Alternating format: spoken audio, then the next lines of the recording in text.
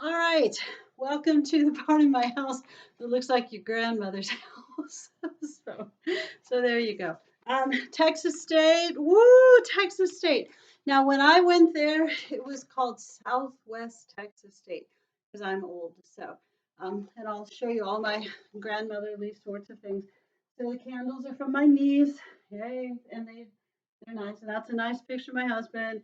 And this is here, I'll get it closer so you can see it.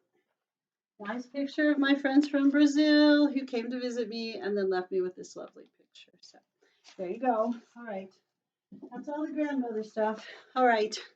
Now we'll talk about stuff your grandmother remembers from the 1960s.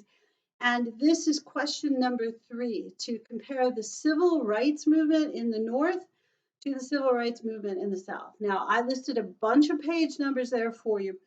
But really, the most important ones are page 999 to 1002, which talk very, very specifically about the African American civil rights movement, the traditional civil rights movement that we think of. The other pages I listed talk about feminism, Native American civil rights, Latino rights. There's a whole gay rights, that sort of stuff, which probably wasn't as big a deal in the 60s as it will be later, but in certain parts of the country, it's a very big deal. Mostly what you should probably focus on here is the difference between the nonviolent resistance, civil rights, Martin Luther King, Rosa Parks, Medgar Evers, part of the civil rights movement, NAACP, Southern Christian Leadership Conference, SCLC, and the more northern part, which is Black Panthers, Malcolm X, SNCC, that sort of stuff. So think about those things and look at those when you answer the question. Okay, stuff you already know, the southern part of the civil rights movement. This is church based, which is why it's probably okay that all my grandmotherly stuff is behind my head there.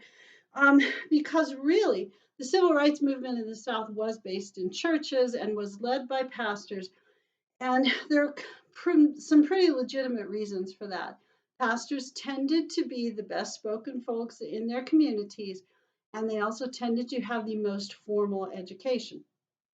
And they also had the biggest places for you to meet. It's true. It is true because churches were big gathering places. Excuse me.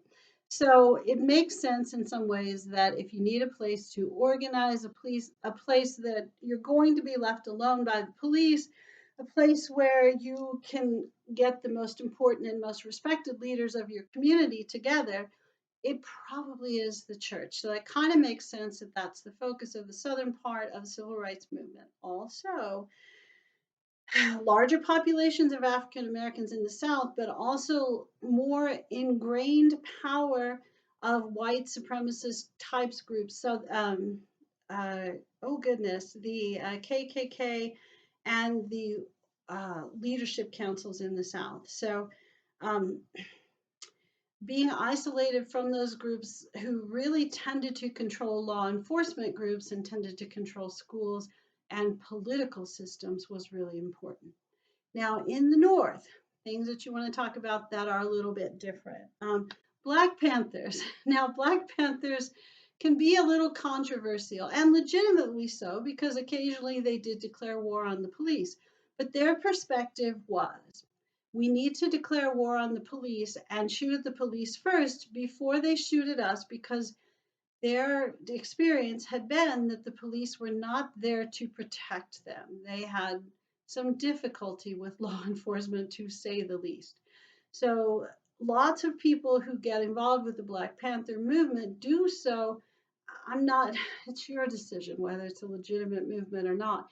But these folks would say that it was because they were not being protected by the police. The police were there to protect other people and to put them in jail, is the way they felt. And if you watch some of that civil rights video, which is primarily Southern stuff, you noticed that there was just a simple march where some children went and weren't protesting anything, just asking for desegregated schools, which was long after Brown versus Board of Education. So it was the law.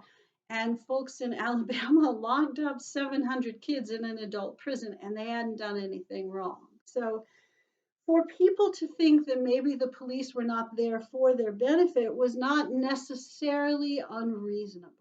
And again, that not reflecting on things that are modern, although you can certainly find difficulties in certain communities with relationship between the police and the average citizen.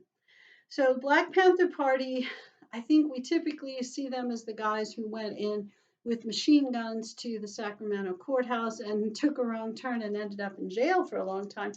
They are also the people who started school lunch and school breakfast programs. So, and the LBJ administration will adopt some of those policies. So they do a lot of community service kind of stuff, after school programs, which excuse me, was more than just daycare. It was also groups that helped kids with their homework, helped get kids books. So food, books, homework help. Um, so sometimes they did some community service sort of things. They also were really foundational in establishing things like African American history programs. So I Black Panthers are tricky. They are because on the surface you've got some guys that take machine guns into courtrooms and shoot at the police. But you also have guys that are making sure that kids that don't have food get it and they get help with their homework and they learn about their heritage and to be proud of their heritage. So there's some important things. The Student Nonviolent Coordinating Committee, or SNCC, tends to be more of a northern group. These are a bunch of college kids, primarily African American college kids, who get involved in sit ins and marches and voter registration drives. And they become really frustrated with the idea of passive nonviolent resistance. So sorry. Their thought is they've been patient long enough, and how many times do they need to be beaten up before they get treated like equals? Should they have to wait and suffer because people don't want to enforce the law? What you will notice at the same time as the northern part of the civil rights movement becomes more insistent and really stronger, um, the LBJ administration starts to use federal authority to enforce either civil rights laws, the 14th Amendment, past civil rights laws, or to enforce court cases that have already been decided. So, um, in the South, when Emmett Till gets killed, and they really don't prosecute the murderers who admit that they murdered him and will sell their story to magazines and that sort of thing. Those guys don't get punished. What the LBJ administration will do is they will say that what is going on in the South is a violation of federal law. So it's not going to be prosecuted by states, which you may not be able to trust as much in the South to prosecute these laws, but will be prosecuted by the federal government. Now, there's not a federal statute against murder. It's not to say the federal law doesn't disapprove of murder, they clearly do. But those are prosecuted in state and local courts. But a violation of civil rights of the 14th Amendment is a violation of federal law. So you'll start to see some prosecution in the South against civil rights claims that's taken over by the federal government. Other things we should probably mention. Oh my gosh, the big one. Malcolm X. Okay, so I put some videos in there about Malcolm X, and Malcolm X, oh my goodness, people from this generation who were very, very conservative, not huge fans of Malcolm X because he would say stuff like by any means necessary, and made it I don't know if you've seen the Malcolm X movie. I've seen like 12 movies in my whole life, and that's one of them. Um, but it's based on the autobiography of Malcolm X as told to Alex Haley, which is an amazing book. Um, and it very closely follows that. What you see is that Malcolm X is just an incredibly brilliant orator. Part of the reason that I put that video where he does the local television show, it's Chicago, so it's a very large market, is so that you can see how he could stand up to four people who were questioning him and not really questioning him in a very even handed way. That was a super smart dude. And if you're wondering, did he go to Harvard, Yale, Princeton, Stanford, Texas State, Angelo State? No, he went to prison. And while he was in prison, he read and read and read and read and came out a whole different guy, in part because while he was in prison, he converted from really no religion that he practiced. He certainly had your stereotypical Christian background, but no religion that he practiced to the Nation of Islam, which is a very unique version of Islam that's practiced in the United States.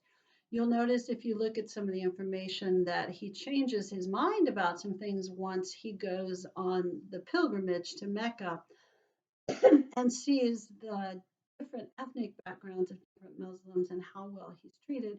And it helps him to see that the issue um, globally may or may not be race, and that it makes sense to cooperate with people of different backgrounds who are trying to be helpful. But what you see in the North is a more assertive version of the civil rights movement. You have smaller populations of folks. They're not necessarily treated any better by their neighbors. The book talks quite a bit about how there's housing segregation in the North, and you see quite a bit of that as a result of Northern prejudice. So I know a lot of times we teach you that people in the South were terrible, but people in the North were open-minded and forgiving and loved everyone.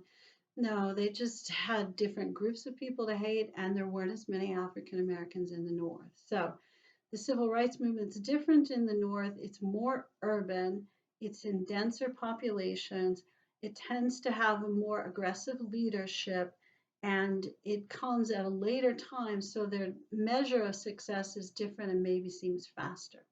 All right, good luck to you as you complete question number 3, comparing the Northern and Southern civil rights movements.